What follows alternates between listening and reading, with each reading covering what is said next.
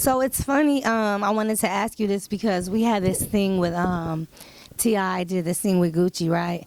And he asked the question like, why has there not been another Malcolm X or Martin Luther King like since that time period? Like, why is that not happening? Like, how long ago was that?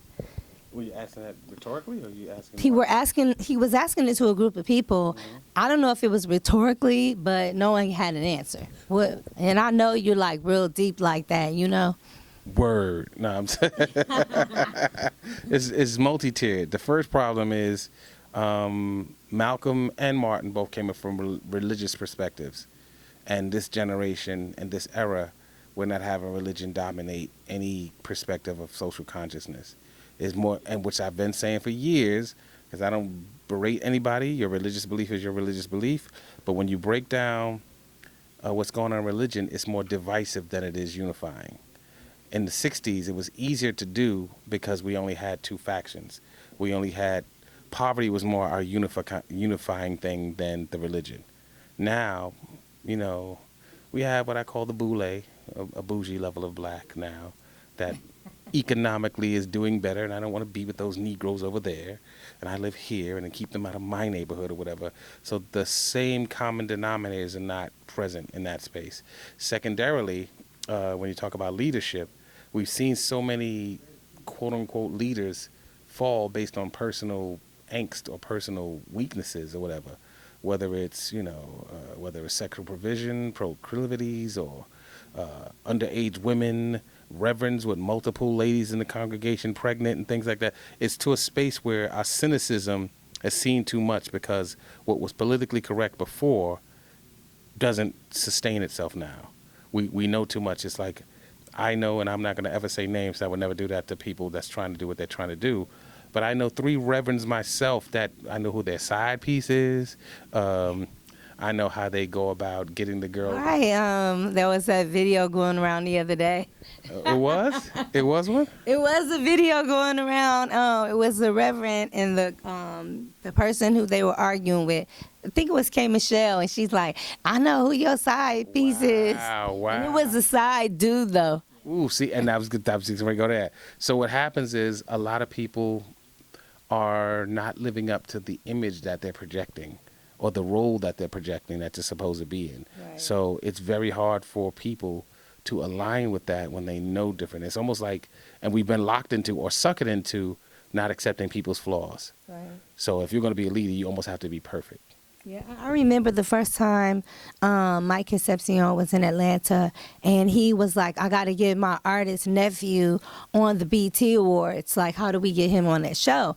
And he wanted to get him, like, to be a part of McDonald's and all of this stuff. And I'm like, well, who's your artist nephew? And he's like, who's your nephew's artist? And he was like, it's Kendrick Lamar.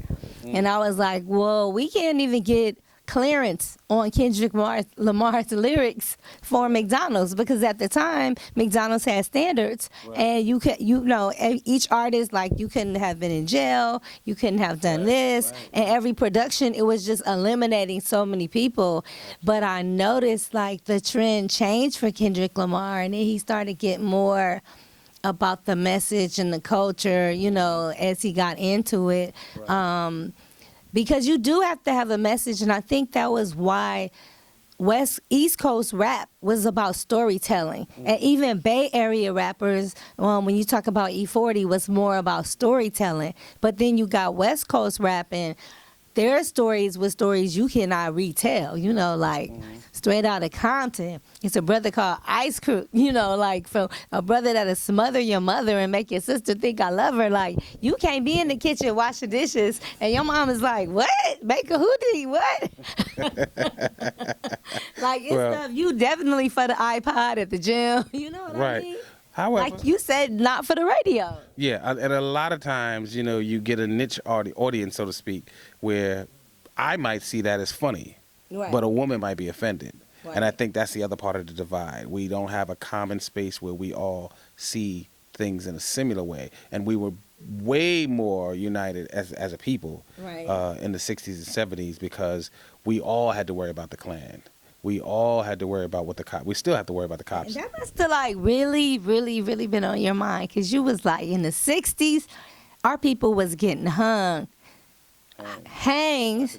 How can you gangbang? Yeah. You know, and you was like, you never was scared. You always was like, you know, like whatever, bring it on. I've never been scared of the Ku Klux Klan, but now, do we need to be scared of a black man? Like that was like so deep to me because it's like you said stuff that made people go, you know? Right. Well, that's again back to my issue with hip hop in general, or corporate levels of hip hop, is we're starting to take the substance out of the equation and make it more about how much you can make. Right. How popular you can be, and that's why I said one of the things I wanted to attack before I left out of here, which I told him just now. There's a mythology that the older artists don't listen to or respect. It's like, no, we do listen. That's why again, when I named Kendrick Lamar and J. Cole as my favorite artist right now, and I like Big Sean and I like Wale. You know, they're people that may not have the same message or the same way of delivering the message or whatever, but I still respect their talent and their skill set.